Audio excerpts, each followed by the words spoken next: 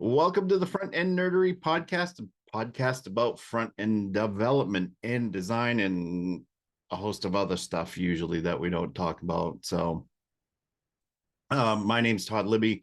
I'm the host. My co-host Homer Gaines is not here today. He might show up later. We might have a Homer sighting today. Who knows? But with me today is the Director of Developer Relations at Ionic, a guitar player and builder of guitars, which we will talk about later, connoisseur of coffee milk, yes, and hot sauce. I mean, we got a lot of commonalities. We will dive deep into that. Definitely. Fellow New Englander, me being formerly in New England. Um, and just, the beard guy, the guy who has a Twitter account for his beard, right? Am I right? It was my beard, and then I grew my hair out, and I was able to tie it back into like a little top knot. And I think they rebranded to be Mike's Top Knot. But they still have so many photos of my beard in there that I feel like Top Knot beard. It should just be renamed to Hartington's hair. That would have been, yeah. But anyways, Mike Hartington. Mike, how are you today? I'm doing well. I feel like you've summed me up in the most concise way that I've ever heard somebody say. More times than I'm just like, introduce yourself. Like, oh, who am I? It's like music, code, coffee milk, hot sauce. That kind of something. There it is. Say And less. if you don't have nothing to add, then let's just jump right into the questions, shall we? It's like enough said. Oh, and lover of Letterkenny / Shoresy, which we may talk about as well. So Outstanding. outstanding. Yes. Wondrous. We'll keep it PG rated, I guess. Probably, yeah, but yeah, probably should. Probably should. Actually, you know what? No, we don't have to. Not to a certain level. How's that? PG-13. Yeah. So Ionic. Yes. For those people who don't know, have never used, haven't heard of Ionic, tell us what Ionic is. So Ionic is a framework for building mobile apps. We give you a collection of UI components, a library to access native device APIs and tools to build the app, with the big factor being that it's all based on web technologies. So if you know CSS, HTML, and a bit of JavaScript, you too can build a mobile app by utilizing our components and companion libraries, which are all web standard based, integrate with your favorite framework of choice. So it's like building a website, just as easy, and you get a mobile app for free. Yes. And it is 100% free in MIT open source. I always forget that part. Yes, I have been contributing a little bit myself with some accessibility stuff. I found that when we initially met, and you'll have to refresh my memory of where that was. Connect Tech 2021. It was like the first Connect Tech since the before times. Yes. I had heard you talking to somebody about Ionic, and I'm like, let's check it out because I wanted to build an app and I wanted to build my lobster roll app. So I checked it out and it attracted me because one, you can use Angular, Vue, React, whatnot with it. Svelte, is that? There's some community integration with Svelte and Svelte Kit, but nothing 100% official. We keep an eye out on things. There's like so many frameworks these days that it's hard to know what to prioritize. Right. Right. So that attracted me, along with the accessibility part, which we will talk about as well. The accessibility of Ionic is, I think, terrific. That really was the deciding factor that pushed me to Ionic, was a focus, it seems, of the developers and the whole team, the company, on accessibility. Can you talk about the the focus on accessibility and why you, because we see a lot of frameworks that aren't focused on accessibility for whatever reason. So why the focus on accessibility? It's not much of a solo focus, but that's one of the focuses that the company, that Ionic has, is accessibility. So yeah, I guess like in the very, very early days of it, I think everyone was kind of in the same spot where I wouldn't say it wasn't a focus or a priority, but we weren't sure what we needed to do. We hadn't really thought about it because we don't use the tools and don't have to experience using apps with accessibility settings turned on. So it was kind of an afterthought for us, and I feel like we've been paying back all the years that we weren't that accessible. But we had like serious conversations with companies who were using Ionic and needed to be, uh, to some degree, more accessible than what we were offering at the time. And so we needed to go through and basically establish a ground rule, like what are things that we can do here, what are things that we can do within the next major release because it requires a lot of work. And we just started using the tools that people who need a little bit of extra help. We started enabling voiceover on our phones and debugging all of the apps that way. We started just experiencing what it was like to have to live in that realm all Mm-hmm. the time. Mm-hmm. And I think that I wouldn't say it, sympathy might not, empathy might not be the right word, but it definitely gave us a lot of sympathy for people who have to, Mm-hmm. because we can just turn those settings off and we can go on with our day. Mm-hmm. But we at least got a little understanding of how it was like. So once we realized where we were falling short, we said we took that plan, we kind of put it into place. And I think because it's a web project first and foremost, there's a lot that we can do to muck it up real easily.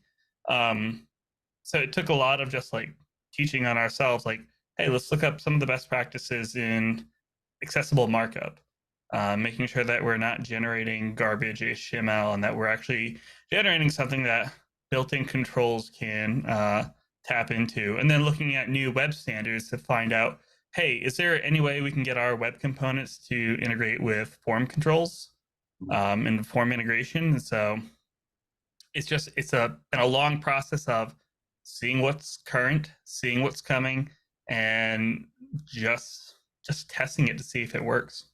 Yeah, definitely. And that's, a lot of the time when I've done auditing the mobile side of things, yeah, I can usually tell right away if the desktop version isn't very accessible, then mobile will follow. Most likely not be. Yeah. So that focus that you all have is great. And we had one stream where we were working on a little bit on that app that I'm building. I asked you, if you wanted to help out. And that's why I'm using Ionic. Ionic's just, I've looked at React Native, I've looked at Flutter, I've looked at there was one other thing I looked at, one other framework I looked at, and they didn't quite meet where I needed to be, but Ionic did. So I commend Ionic for doing that and all the work that you put into it. So that was great. And helping out for me was great because 7.2 came out, and then I helped out a little bit with the issue that they had with text going to wrap instead of truncating text with an ellipsis, because that can cause issues accessibility wise. So that was nice to be able to pass the information on that I knew was out there to the team, in order for the team to make a decision that, you know, we're going to go with this instead of this because of this accessibility issue. So that was great to see that. I think that kind of, goes to like a big point with a lot of our accessibility history, is that it's not that we don't want to do any of this stuff, it's we don't know. There's a lot of information out there, so getting feedback from the community definitely helps us understand what should we be doing and how should we be approaching the problem, because what makes sense for us might not always make sense for like the most accessible option. Yes, definitely. So 7.2 is out. And from, let's see, I've used Ionics not for very long, actually. So I would say, I think 7 was my first. It might have been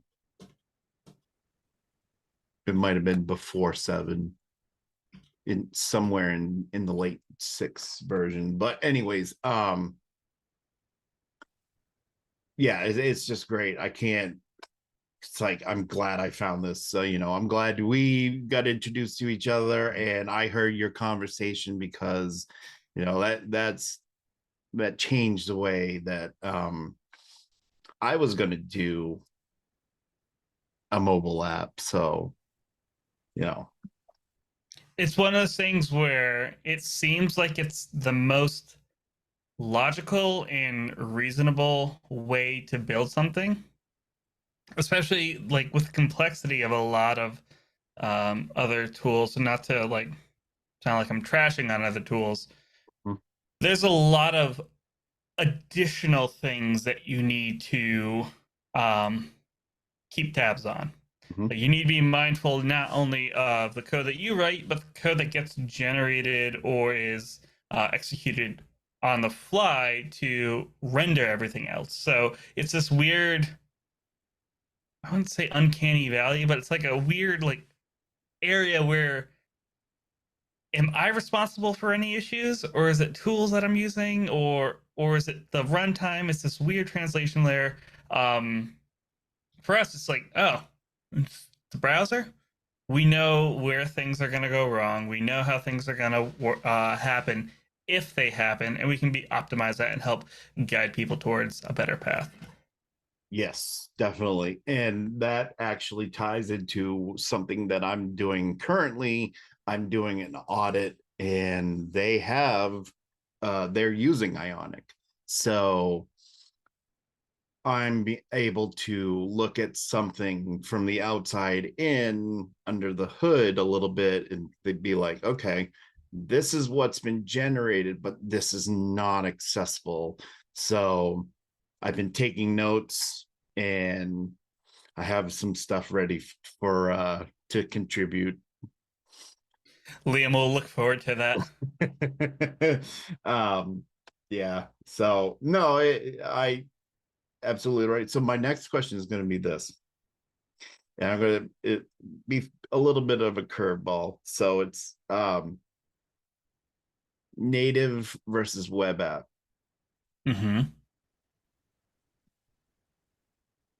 Which one? Pick your poison. why not both? I mean, it's a kind of an unfair question because this is what I do, and I spend most of my time in that cross-platform landscape, and I don't have to choose. I can have Mm-hmm. my cake and eat it too, because of the way Ionic works. But if I have to go to a store and download an app, I instantly feel like an extra step of just it's extra work. I Yeah. gotta install. Now I gotta do the Face ID thingy, where it's like a website and a web app. I kind of know that just because I've been using the web for most of my life. Um, so as a user, I'd rather have the web. Mm-hmm. As a dev and a maker, I'd rather have both and be able to cover all my bases. Right. Yeah. And it's Ionic is just more than the framework too. And in my um I guess in my learning, when I was reading through all the documentation, your accessibility guide and everything, you have app flow, you have who app flow, we have our mutual friend Cecilia is on that team, capacitor, you have stencil, on and on and on. A lot of great stuff here that helps, with, I guess, creation of mobile apps. Not Uh, just not just mobile apps. I think like a lot of the times, like at our core, we are just like nerdy web developers, and we want tools that work a certain way and work well. yeah, And like our big thing is we have, let's say it's a problem, but we have a habit of doing a bunch of open source projects and just open like a bunch of internal projects and then open sourcing them, gotcha. which is it's just like we make a lot of things, but those things turn out to be really really good, and we open them up and a lot of people are like, yes, these are also really really good, we should be using these. So we cover everything from your components like authoring to your frameworks, your mobile app needs, to your actual deployment of those mobile apps through AppFlow and everything. So try to cover the whole gambit. And the community is terrific. I got to mention this because you have a forum, you have the Discord stuff, you have a lot of events that you do online. Um, you have what am I missing here? Contributions on GitHub, of course, um, YouTube And channel. So, DevRel. I wanted to talk about DevRel a little bit. To you, in your opinion, what makes a good DevRel? um somebody who is, after talking with them, you leave that conversation feeling empowered and excited to go learn more about whatever you just talked about with them. A good DevRel is somebody who inspires people to want to go and do something and build and learn and teach. It inspires them to like, hey, I could do something like this. I think I've had several people who throughout my DevRel career that I've looked up as like that is a gold star DevRel person. Kelsey Hightower, for example, we're in completely different fields, but he is somebody who anytime I've seen him talk, I've just been like, oh, I should probably go look at some of this cloud stuff that he's talking about. And I'm not a cloud engineer, but I always leave feeling inspired and wanting to go do something and knowing that, like, I might not think I'm great at it, but he makes me feel like I could do this. Gotcha. Gotcha. I haven't heard anything Kelsey has said, but I know of him in the community, and I've heard nothing but praise about him. So, Yeah, we know. I mean, my journey hasn't taken uh effect yet, hopefully, but I've been to conferences now in person for, well, all of last year and some of this year. So it's going to be a couple of years since I've hit the conference circuit, and I've seen a lot of different, yourself included. We have our friend Krista Mars, we have Jeremy, um, we have, who else am I missing? Boy, I've got names swirling around. I mean, let's highlight him before he shows up and then gets the big head. Homer. Homer, definitely. Having seeing one of his talks is one of those ones where I'm just like, I'm inspired, and I'm like, I feel incentivized to go do something and empowered to do something. Yep, Homer, definitely. And many, many, many, many more people who I look at, and that gives me that inspiration to just to go and do these talks and like learn about things like Ionic, for instance, or Vue, and how diving back into Vue, because I've been this year and last year I dove back into Vue to relearn Vue because I got pulled away from that with all the accessibility stuff I was doing, and now with the work that I'm doing on the app, diving back into Angular, because last time I touched Angular was when it first came out at version 1. So there's a lot to relearn. Yeah. So that kind of thing. And when I think about it, it pulled me out of burnout, and I took a break for a while. And hearing talks and seeing y'all talking up on stage, engaging with the community, was like, this is what I needed to pull me out of that burnout and to get coding again. And now when I'm doing coding, even the littlest thing, it's like I had that feeling back when I started coding, when I started learning coding, right? I feel that feeling again. So I know I'm definitely out of the burnout, and it's because of the community and hearing talks and all that. So,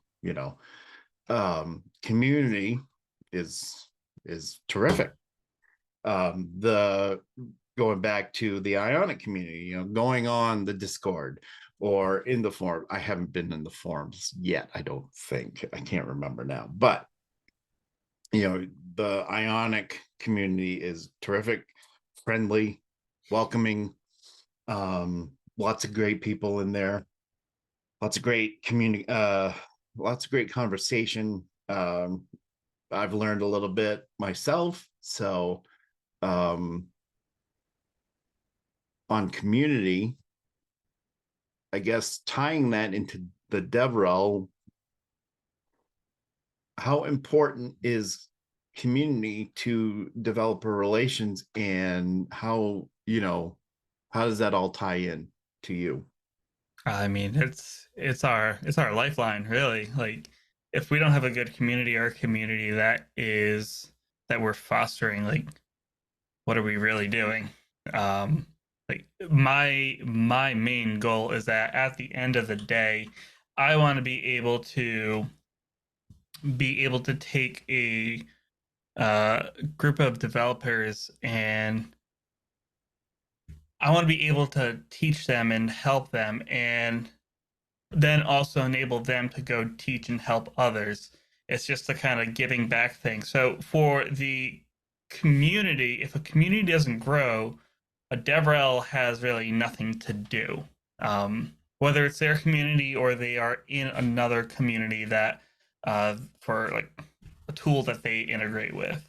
But you need to have people there to be able to talk to be able to help, and kind of spread your message more or less. So if community doesn't foster, and you don't know how to foster a good community, might as well DevRel might as well not exist. Right. Yeah. Um, another question that I actually have, now that I'm thinking about it, there, to me, having kind of read up on, well, I've read a lot on developer relations. I've also read a little bit about developer experience. So is there a difference between the two? There's a subtle difference. The way I tend to break them down is you have uh, evangelism, advocacy, and experience. Where like a evangelist in my personal like definition is somebody who's clearly there to not push but to promote a product. They're trying to make sure people know, hey, this is a thing that exists, but here's also why this needs to exist. An advocate is somebody who can talk that, but if the conversation ends and they're like, hey, I don't think this is a tool for me, an advocate should be like, oh, cool, here's like a few more that could be of interest to you and it could be a good fit. Um, I've spent most of my role as an advocate, and you have to be okay with not every tool is going to be applicable for a person. So then with it comes to developer experience, that tends to be more of I am somebody who focuses on not just what the product can do, but how do people use it and how do people get on board. Like we hear about this onboarding process of I'm going to go learn Ionic framework. Well, now you need to have somebody who's responsible for understanding what's the journey going to be like from setting up your environment, starting your app, uh, being able to like build something and have a proof of concept, and then where do you go from there? Like, what are your next steps after that? And developer experience, to me, focuses a lot on that journey and that story and how your tools can work with other tools out there. Um, it's a lot of handshaking and meeting people, doing the introductions, being like the all right, everybody, shake your hands, and then pulling them together and say, hey, do you guys know each other? We should talk. That's to me what it is. It's a very nuanced kind of job experience. Um, and at some point, all three of those kind of like intermingle, but it is definitely there's a clear separation in what somebody should be focusing on. Right. Definitely, yeah. Um, that's great. So we're a little past the halfway point, which means we have to start talking about guitars. And so my first question is going to be, how'd you get into building guitars? My See, guitar.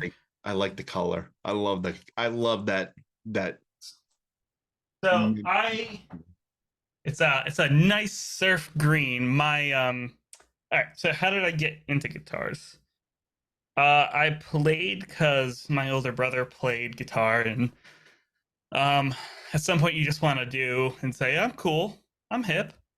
Um, so I got into guitar, and then my high school at the time was doing this thing where in order to graduate, you had to do what's called senior project, where it's just like, hey, we want to know, do you know how to learn?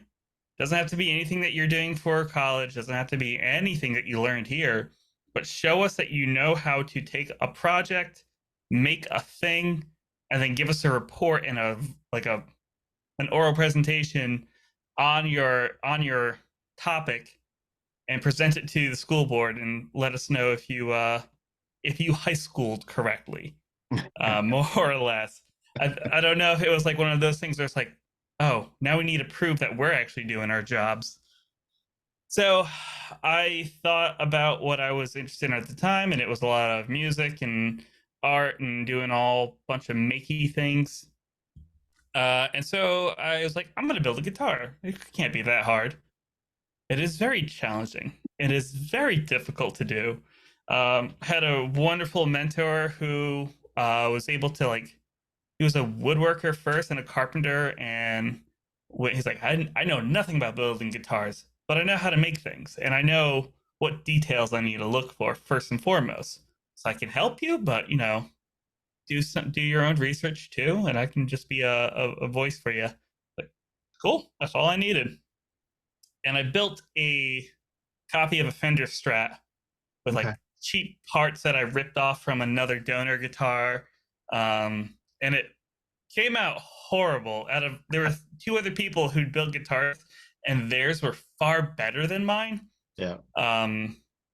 But it was one of those things that's like, I really enjoyed this. This is a lot of fun. And so after college, and once I got like the equipment and tools, I just started figuring out I need to build a guitar. I have too much time on my hands. I need to go build something. And so I just started building guitars mostly because I wanted something special, and it was fun. Yeah. And I think I saw one of your pictures that you may have posted on what I call Twixter now. Um, you have quite a few that you've built. How many do you have? Let's see.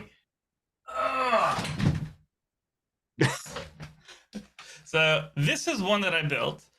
Is very similar to the other one, but there's some slight differences in like the switches, the overall size. This is one that I built for myself most recently. I did an acoustic. I got the other one that I built, the two green ones, an acoustic that I gifted to a friend. I'm working on another guitar right now for somebody in the community. We met at a conference, and I was like, "Oh yeah, I build guitars." He goes, "Can you build me a guitar?" And I was like, "Let's talk. Are you serious about this?" He goes, "Oh no, I'm dead serious." And so I've been building that since Dev Nexus, so since April. Okay. It's been a long, arduous process because buying parts and materials it's still a bit of a nightmare getting stuff shipped in. But it's yeah, so like 4 or 5 guitars at Okay. any given moment. Okay. And then it, the ones that I just bought. right. Okay. So you got the bug to build guitars. Yeah, I know somebody who built or builds guitars as well from his house. And yeah, he says the same thing, very challenging, but he loves doing it. And he's built, I don't remember how many he's built, but he's built a lot of them for people. And he plays, he lives in Maine. But yeah, that's like, if I had the time, I would probably, that's one of the things I'd probably do, but rarely do I have time. Oh, I definitely don't have time. Um, a lot of what I build is to the detriment of my sleep schedule. mm, But it sounds super corny to say it. It is very much just like it scratches an itch, yeah, and um, like it's the same kind of itch that I'm scratching if I build something cool, like in like or build a cool app, because like I'm mhm, creating something, but it's different because it's a physical process, yes, and you get that feedback loop. And if you mess up, there's no Control Z or Command Z. You gotta yeah, figure out what you're doing. yeah. definitely. Um, I'm going to switch now to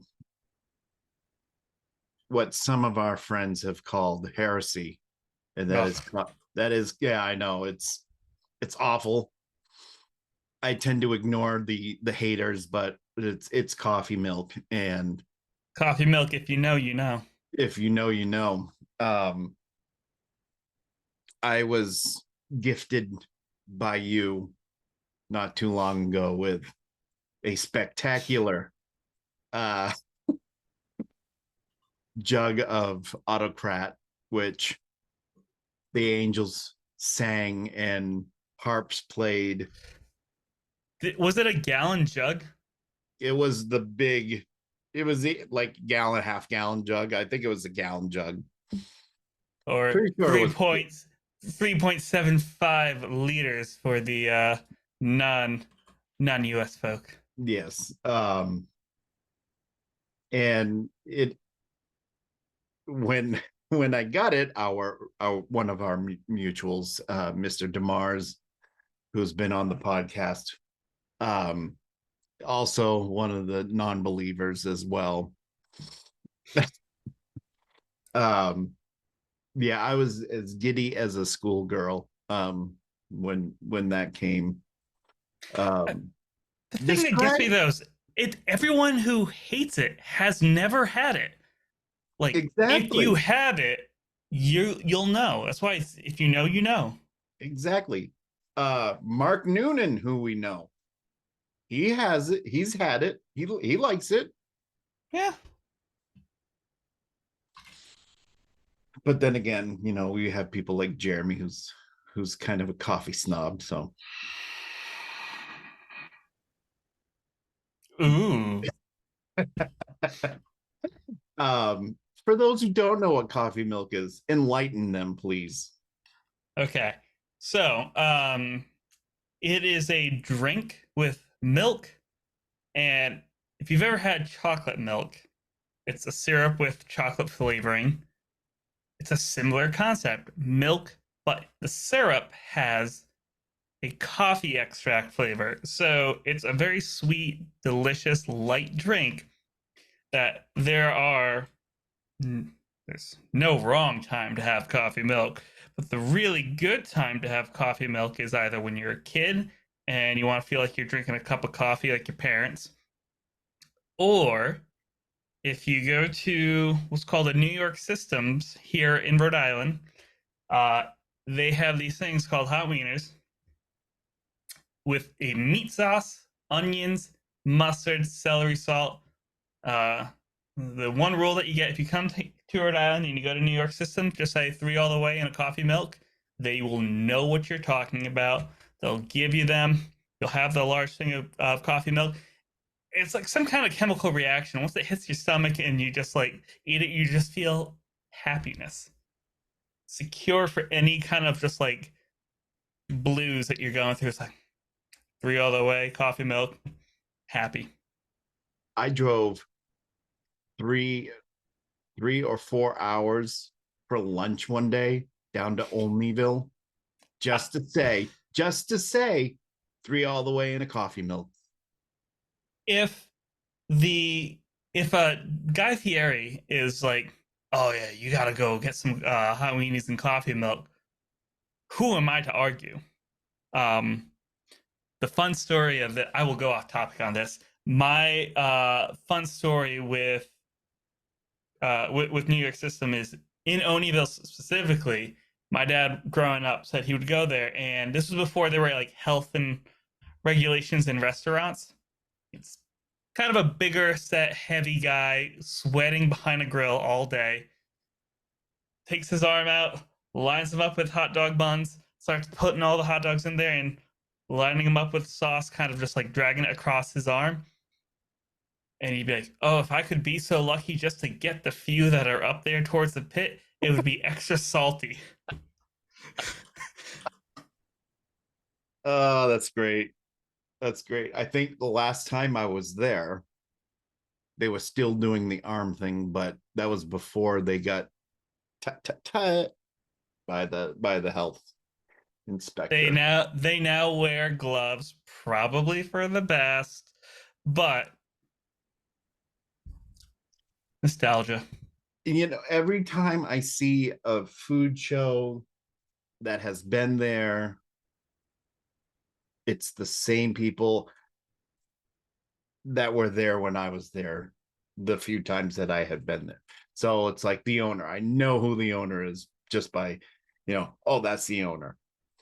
And, It's a very family run kind of thing, and the Onivyville one specifically, like that is the same family that has always owned that New York system, mm-hmm. and probably always will. Yeah. Yeah. It's just a Rhode Island staple, and you can't go wrong. No. And then there's like a couple of guys that I've seen on TV that are behind there doing their thing, and it's like I've been served by that guy. I've been served by that guy. So Definitely. yeah, definitely. So now that we've talked about coffee milk and the ideal 3 all the way and a coffee milk. See, I won't go for 3 all the way. I do no mustard and onions. Really? I'm not. Nobody's perfect. Yeah. Everyone has their flaws. Still though, it's a Rhode Island hot wiener. So yeah, can't go wrong no matter what you put on it. No. Hot sauces. You got my mouth. You got my mouth tingling already from the thought of some sauces. I sent you some of Arizona's, well, Phoenix's finest, I think. What'd you think? I like them. They have the good balance of flavor and heat, but not so much heat where you hate everything for like 30, 40 minutes. I've had some from Kansas City where there's no flavor. Mm-hmm. There is no joy. Mm-hmm. There's only pain. And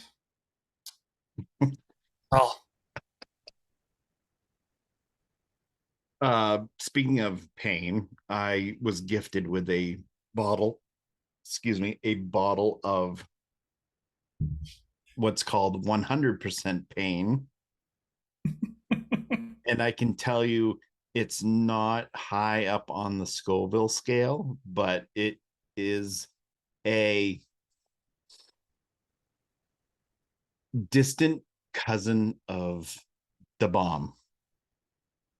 I already know that flavor and pain, like without even going into anything else. There's a very specific flavor palette. Yep. Battery acid. Yeah. And it's not, so 100% pain does have some taste, but you have to fight through the pain to get to that taste. This is a slap in the face and then a punch to the gut kind of hot sauce.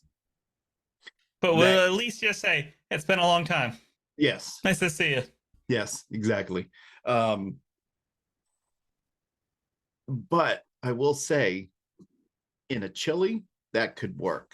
Oh yeah, but you got to have like a big 5-gallon thing of chili and have, I don't know, a 1/16 of a teaspoon to drop that in there, maybe less.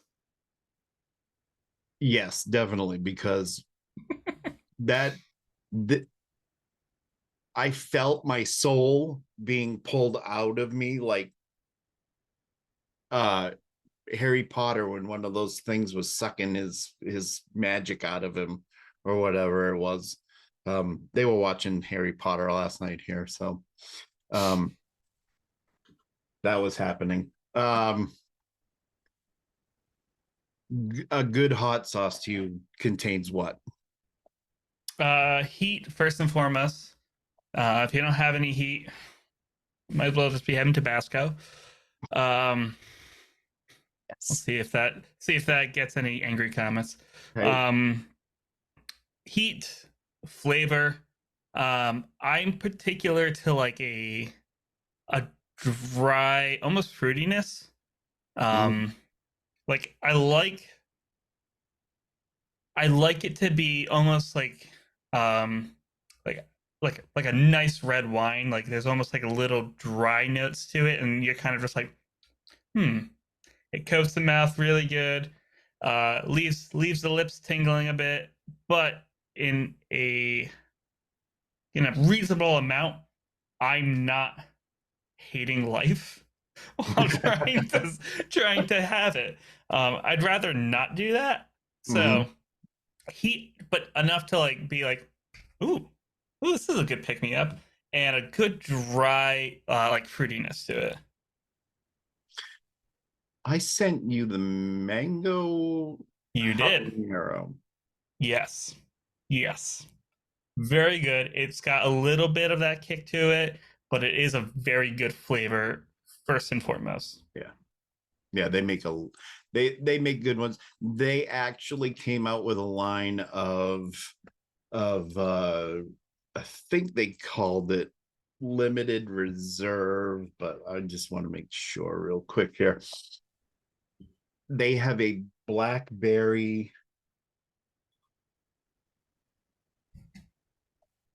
Oh, sorry, raspberry chipotle hot sauce. Ooh. I'm not a raspberry flavor fan, but raspberry chipotle, I'll give it a go. They have jerk sauces, marinades. We just had actually blackberry rum. Uh, I used it to marinate some chicken breasts, and the chicken came out just it tasted terrific. Yeah, the limited edition stuff. So they have a chimichurri reaper, they have black cherry, black garlic, lemon Mm. pepper, pineapple five spice. So they have a lot of yeah, they have a lot of good ones that I bought that I probably I ended up buying 20 bottles. So I have 20 bottles in my pantry. That's a lot of hot sauce. That is a lot of hot sauce. They have a smoky mango habanero. So I have 2 bottles of that. Maybe that'll find its way to your neck of the woods. Todd. There is a good one, Mad Dog 357, which Mm-hmm. burns. It's got a lot of heat, but it's nostalgic for me because that's what me and my roommates would like do a hot sauce challenge on like some little chips. And we just do like a little drop of that. And it's always fun to try it to people who are like they're not quite sure what to expect, and they have and they're like, oh, this is really hot. Can I get some ice cream or milk or ice or something? It's like, yes, you can, but welcome. Come hang out. Yes, yes, indeed. Um, so we're getting down to time here. That went quick. Um, what do you have going on coming up that people can find you at as far as you got conferences? I know that I'll be seeing you in October, late October at Connect Tech in Yep. Atlanta.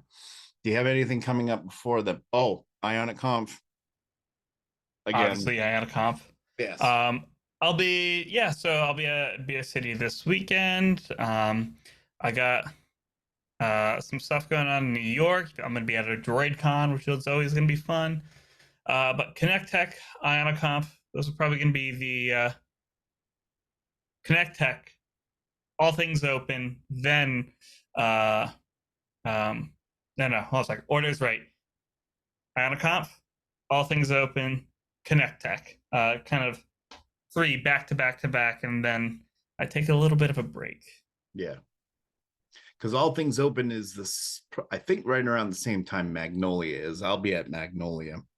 Yeah, it's gonna be one of our big ones, and uh while I want to go to Magnolia, it's one of those ones where I gotta go for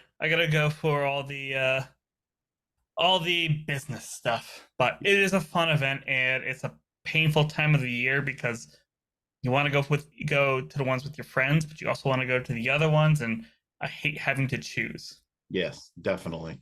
If I Definitely. could clone myself and go to both of them, I would. So you got those going on. Anything else going on? You doing any you recently had an Ionic event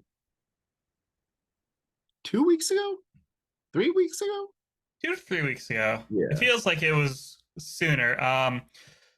Yeah, we did a live stream on YouTube. It was a good number of people hanging out in the chat. Todd, you were in the chat the whole entire time. It was really fun. I get to hear updates from all the people at behind the scenes in Ionic who are helping build the products themselves. We'll probably do another one of those later on in the year, but IonicConf is going to be our next one where we highlight all the cool stuff that we have planned. And I'll be jumping in on a little bit more streams coming up soon. I think those are going to be making a comeback in my schedule just because they're fun to do and it's a great time hanging out with people. Yeah, definitely. And we'll be doing a stream at some point, working on that app. Yes. Yes, we will be doing that. Yes, we'll have to button down the date on that, but we'll get that out there. Trying to think of anything else before we wrap this up. Conferences, blah blah blah blah blah. Geez, I don't know. I think that's it. Yeah, that seems to be about just everything. Yep. Outstanding. Well, yeah. Mike, thank you for coming on today. Always good to talk to you. And it was good to talk some Ionic and hot sauce and coffee milk. And hopefully we hear from our coffee milk detractors. I just want to make fun of them. Coffee milk detractors, don't knock it if you haven't tried it. And if you've tried it and hate it, I will understand. But if you haven't tried it, don't hate. You'll know what we're talking about once you actually have it and understand then. It's like, oh, I see why they like this. Yeah. Don't knock it until you try it. So I've been saying since day one. So yeah. Anything else? Last minute, last second. Come hang out with me and Todd on our next stream together. Whenever that happens.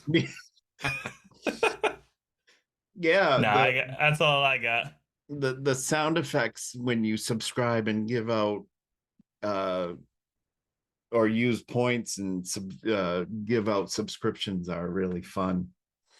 It's Shoresy, which we didn't talk about Letterkenny or Shoresy, but I'm still